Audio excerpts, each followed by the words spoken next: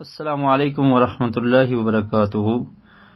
قرآن مجید ہدایت والی کتاب ہے۔ اللہ رب العالمین نے اس کو ہدایت کا سرچشمہ بنا کر نبی اکرم صلی اللہ علیہ وسلم پر نازل کیا، اور ہمارے پیارے رسول صلی اللہ علیہ وسلم نے اس پیغام کو لوگوں تک پہنچایا۔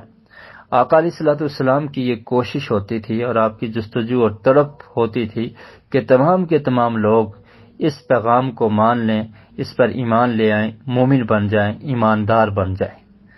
لیکن ایسا نہیں ہوا، بلکہ پیارے رسول صلی اللہ علیہ وسلم کے قریبی رشتہ دار بھی بعض ایسے ہیں کہ جو آپ پر ایمان نہ لائے، اور انہوں نے اس ہدایت کو اختیار نہیں کیا، اس پیغام کو مانا نہیں، مومن نہیں بنے۔ تو اللہ کے رسول صلی اللہ علیہ وسلم کو تسلی دینے کے لیے اللہ تعالیٰ نے قرآن مجید میں ایک آیت نازل کی۔ یہ آیت سورہ قصص میں، اور اس آیت کا نمبر 56 ہے۔ فرمایا انک لا تہدی من احببت ولکن اللہ یہدی من یشاء وہو اعلم بالمہتدین۔ فرمایا کہ بے شک آپ ہدایت نہیں دیتے جسے آپ پسند کرتے ہیں، یعنی یہ نہیں ہوگا کہ جس کو آپ پسند کرتے ہیں اور وہ ہدایت یافتہ بن جائے، وہ پکا مومن بن جائے۔ وَلَٰكِنَّ اللَّهَ يَهْدِي مَن يَشَاءُ، ہدایت دینا یہ اللہ کے اختیار میں ہے، اور اللہ تعالیٰ جسے چاہتا ہے ہدایت دیتا ہے۔ وَهُوَ أَعْلَمُ بِالْمُهْتَدِينَ، اور وہ ہدایت پانے والوں کو زیادہ جانتا ہے۔ تو اس سے یہ پتہ چلتا ہے کہ ہدایت اللہ کے اختیار میں ہے۔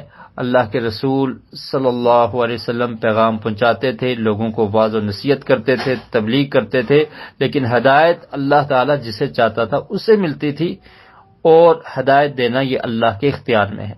ایسے ہی مسلمان کو یہ چاہیے کہ وہ تبلیغ کرے، لوگوں کو واعظ و نصیحت کرے، ان تک پیغام پہنچائے، لیکن یہ ذہن میں رکھے کہ مسلمان کا کام، مبلغ کا کام، داعی کا کام، دعوت دینے والے کا کام لوگوں کو ہدایت کی طرف رہنمائی کرنا ہے۔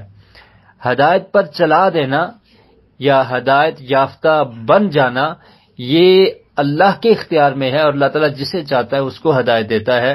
اسی لیے اللہ تعالیٰ نے فرمایا وَلَٰكِنَّ اللَّهَ يَهْدِي مَن يَشَاءُ، اور اللہ تعالیٰ جسے چاہتا ہے اس کو ہدایت دیتا ہے۔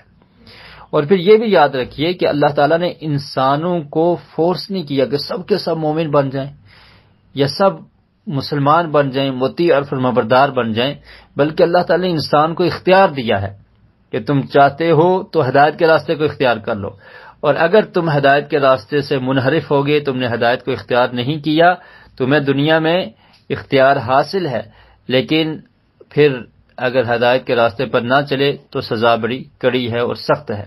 قرآن مجید میں اللہ تعالیٰ نے ارشاد فرمایا اِنَّا هَدَيْنَاهُ السَّبِيلَ إِمَّا شَاكِرًا وَإِمَّا كَفُورًا، کہ بے شک ہم نے راستہ دکھا دیا ہے۔ اب انسان کو اختیار ہے کہ وہ چاہتا ہے تو شکر گزار بن جائے، ہدایت کے راستے کو اختیار کرنے والا بن جائے، اور اگر وہ چاہتا ہے تو کفر کر کے نافرمانی کرے، تو یہ اختیار انسان کو مل چکا ہے۔ تو اس لیے مبلغ کو، تبلیغ کرنے والے کو صرف اس کی یہ ذمہ داری ہے کہ وہ تبلیغ کرے، ہدایت پر چلا دینا، اور کہ لوگ ہدایت کو قبول کر لیں، یہ اللہ کی مرضی کے بغیر ممکن نہیں ہے۔ اللہ تعالی ہمیں قرآن و سنت کو سمجھنے کی اور اس پر عمل کی توفیق نصیب فرمائے۔